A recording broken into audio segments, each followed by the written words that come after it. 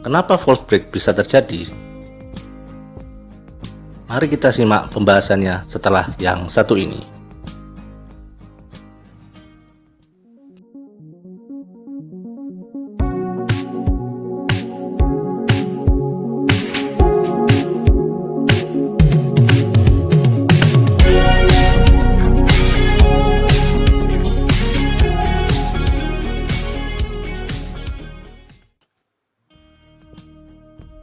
Trader pasti sering sekali mengalami atau menyaksikan adanya sebuah level support atau resisten yang break atau dilewati oleh harga untuk sementara waktu.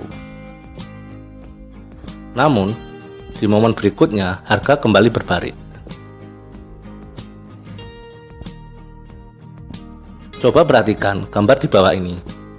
Apakah masih valid dan dinamakan sebagai level resisten? Tampak jelas, garis warna merah merupakan level resisten. Level ini bukan hanya diketahui oleh segelintir trader saja, tapi hampir seluruh trader mengetahuinya. Kira-kira apa yang akan trader lakukan saat mengetahui pergerakan harga mendekati area resisten tersebut? Sebagian besar akan menjawab, ya, saya akan memilih sell dengan stop loss beberapa pips di atas area resisten. Ini adalah strategi paling umum dalam memanfaatkan area resisten ke dalam trading mereka. Kembali ke pembahasan, bagaimana menjelaskan terbentuknya candle yang break atau melewati resisten namun setelah harga kembali jatuh di bawah resisten. Big player atau yang biasa kita sebut dengan big boys juga melihat area ini. Mereka pun tahu bahwa banyak sekali stop loss yang diletakkan beberapa pips di atas resisten. Dan perlu diingat bahwa penempatan stop loss di atas resisten adalah strategi paling umum saat harga mulai masuk ke level resisten. Big player atau big boys ini akan memanfaatkan momen tersebut untuk keuntungan mereka sendiri. Namun, bagaimana cara mereka melakukannya? Ketika harga hanya mendekati atau menguji level resisten tanpa mampu sekalipun break dan close di atasnya, maka akan semakin banyak retail trader yang membuka posisi sell dengan stop loss diletakkan beberapa pips di atas resisten. Alasan retail trader melakukan hal ini karena diperkirakan harga akan kembali memantul dari resisten dan jatuh ke harga yang lebih rendah. Dan bila ini terjadi, maka retail trader akan mendapatkan keuntungan dari posisi sell tersebut.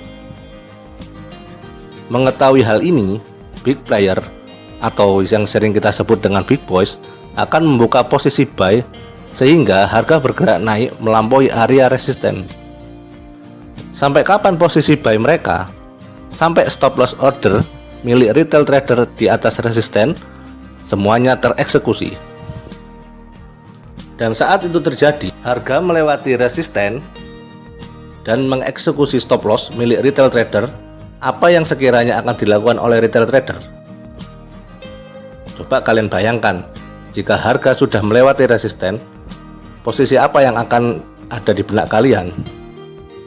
Ya, benar, sebagian besar mereka akan melakukan switching atau beralih membuka posisi buy serta meletakkan stop loss di bawah resisten yang sekarang dianggap sebagai support karena sudah break.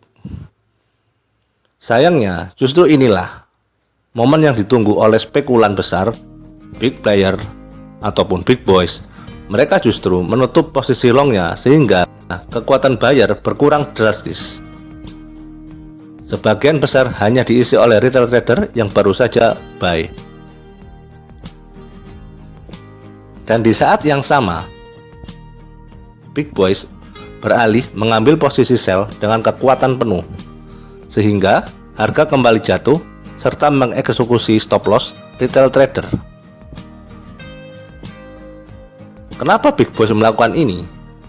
Ya, tak lain dan tak bukan karena uang, karena mereka mengejar keuntungan.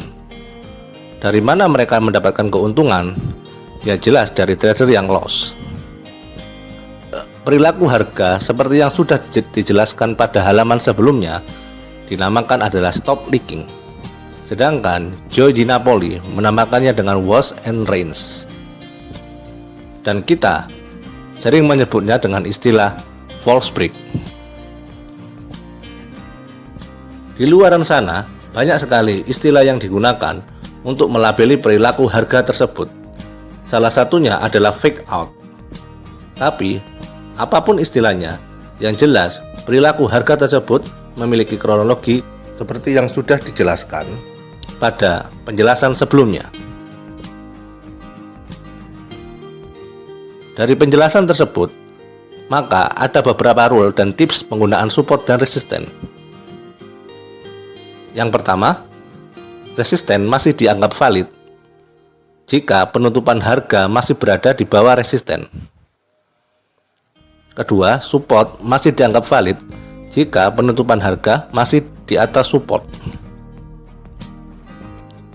Dan kalian hati-hati, jangan sampai terjebak dengan pattern wash and rinse atau yang sering disebut oleh false break. False break ini adalah pattern sementara. Jadi, jika ada candle melewati support atau resisten dan bertahan hingga 3 candle berikutnya, maka tidak lagi dinamakan false break, melainkan sudah dianggap breakout. Jadi, kuncinya untuk mengetahui dia false break atau tidak, kalian tunggu sampai dia close candle kedua atau ketiga. Jika sampai 3 candle dia berhasil break, maka itu bukan false break, tapi memang sudah di breakout.